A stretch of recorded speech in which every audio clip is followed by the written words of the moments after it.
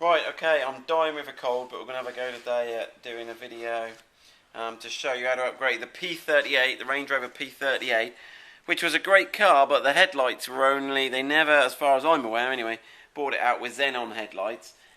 It predated that technology, so it's got the standard H4 for the dip and main, and then I think I ought to check, it's H7 for the main beam. But we're going to look at upgrading the H4 bulb in the dip and main in the larger segment here to these new LED ones.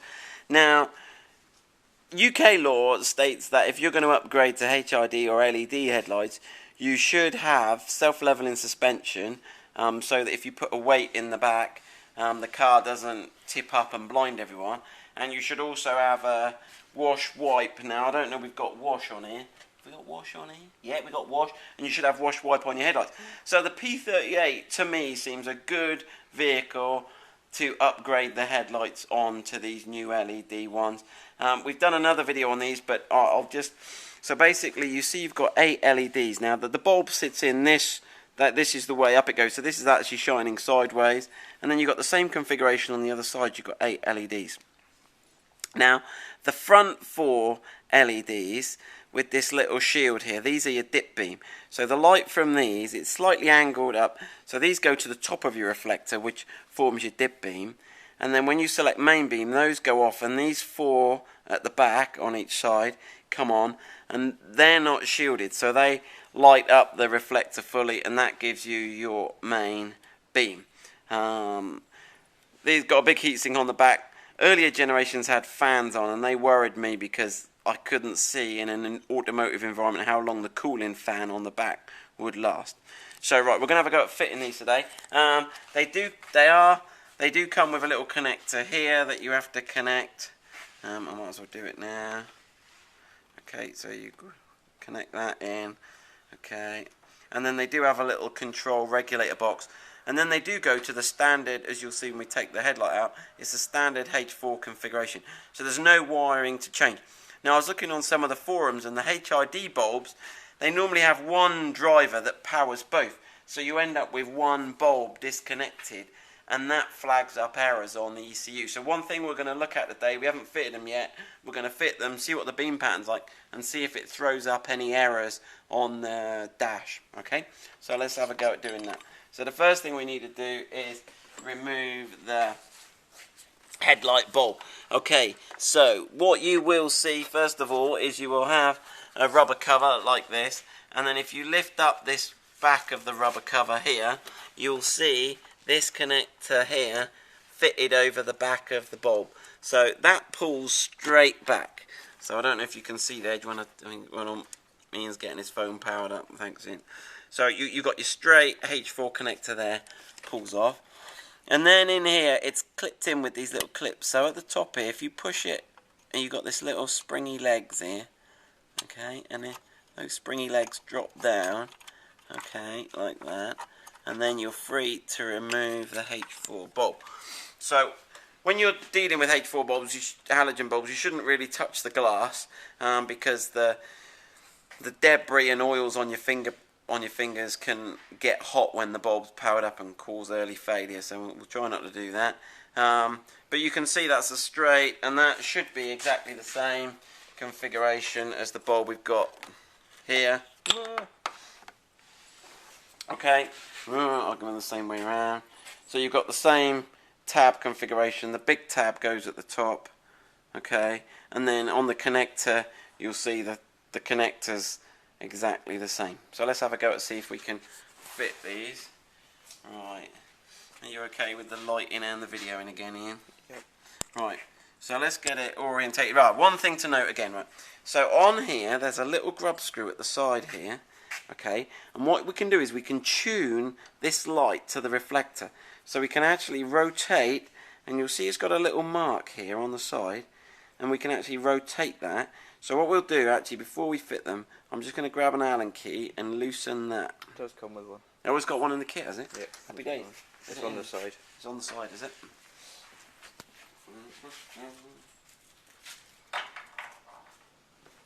Right then, here we go. So you don't loosen it too much, you just want to, in fact, how many's it got? Right, it's got one there, I've got one on each side. Look, there we go. Alright, so I'm just going to loosen that. And what that'll allow me to do is a bit more than that. Kate did this the other day and she lost the grub screw, but she's not here, so it's Kate's dad's car we're working on today. We nicked Kate's dad's P38. Alright then. Okay, so now you can see that we can tune it. You see? So what we're going to do is we're going to have a go at tuning it and then locking it. Now, on Harry's car we did it the other day and we could actually see through the glass, so we tuned it and then, but this one's going to be a bit tricky. What I'm going to do is, that's almost free movement now. Let me see if I can get it so it just grips it a little bit, so that we can sort of, yeah. Alright, there we go. Right, so I think I could probably, yeah, I can just move that there. So what we'll do is we'll fit it, we'll set it, and hopefully it will stay in place. We'll have to take the bulb out again and just finally tighten it. But it's tight enough now that it will stay where I leave it. Right, there you go. That's the plan. Both bulbs are the same. There is no left-hand bulb and right-hand bulb. H4 bulbs are all the same. Right, so let's get that wider. Where's that wider one? He's round there, isn't he? Get him at the top. Probably want to lift that spring clip a bit to start with. Yeah, let's have a look. Trouble is, well, I've loosened that now. I'm trying to spin it. There we go. I've loosened that. Right, that looks like that's okay. So yeah, we got that in. Right, so that's in, but we can still move that rear thing, which is fine. Now the challenge is going to be, we've got to get these spring clips over this slightly wider heatsink. But let's have a go. We're going to have to do one at a time or both together. I think we're going to have to do them both together a little bit. So here we go. So that is the, luckily it is spring clip, so they do seem to want to move about no problem. Okay, right then. Where's that pushing against now, is that? That's it. Right, that's caught on that. It's not a great video, it's probably a bit complicated to see. Alright, and then I'm going to fish out this connector here. And there's only one way it will go. Sorry about the darkness in the video. Okay, so that's all good.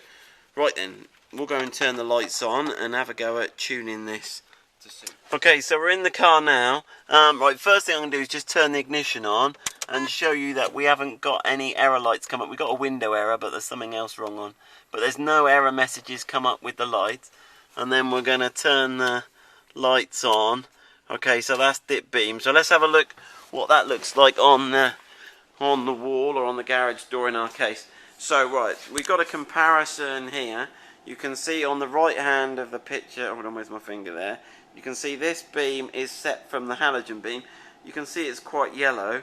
And then you can see on the left hand side here, this is the LED one. So in comparison, it's much wider and brighter. Now Ian, do you want to twiddle the... yeah, I'll go forward, there we go. So what Ian's going to do now is just rotate, you can't see a lot, but he's rotating the back where we've got the rotation, and you can see the beam pattern, we can tune it. So that's too much anti-clockwise, turn it clockwise a bit, and you want to get it so you've got that beam pattern. No, that's too much clockwise. You're looking for that nice level cut off on the right hand side. Now, these headlights are not, so that's about as good as we're getting them. So when you're doing this, your beam pattern, if you live in the US or France, will be the other way. These bulbs are not sided to give a left hand or right hand drive beam pattern. So for right hand drive we need this cut off going here, but if you drive on the other side of the road you should have a cut off going there. That's not set by the bulb, that's set by the reflector and the lens patterning. So we've got that right now. So what we're going to do now is just tighten those Allen keys. We may have to remove the bulb, tighten the Allen keys, and then we'll refit those. Come around this side. Okay, so what we've done is we've just pulled this out, and the line is set to the first peg. If that's 0, how many degrees do we reckon that is? I'll have to have a look. But it's set to the, and that was the same incidentally on Harry's car when we did. So it looks like if you were going to do it, you'd as well just to set it to that first marker point or the second one, if you, but you can see that there on the video. Okay, so it's not the big 0 reference, it's the first little reference. So now we're going to tighten up the Allen key heads on the grub screws on both sides, making sure that's pressed down, and then we're going to refit that. Let's have a look. Right, here we go. That's it. Right, that's good.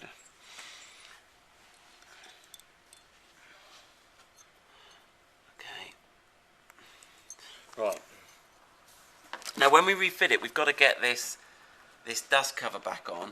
So what I'm going to do is I'm going to split the bulb. I'm going to split the bulb here. Okay. And what you need to do is thread this through one of the gaps there. Now I think it will go through. There you go. Go through there. Okay. So that's now going to sit in there, and then hopefully that dust cover will cover all of that, and we've got the wire coming out the bottom. Okay. Right. I don't think this video in that is so dark it's hardly worth it. But we'll refit that now, and come back and show you it all done. Okay. So for those of you that are still watching the video, we got a little secret for you. We've just worked out, or Ian's just worked out. What you can actually do is you can actually spin the heat sink off the back of these bulbs. Now this makes it a lot easier when you fit in the bulb. Right, now they've obviously, I think this is why they've designed it like this actually. Now, here we go. Right, so that comes off. So when you fit it in and you've got those spring clips that hold the back, it was a bit tricky because we had to spread the spring clip to get it round over the back.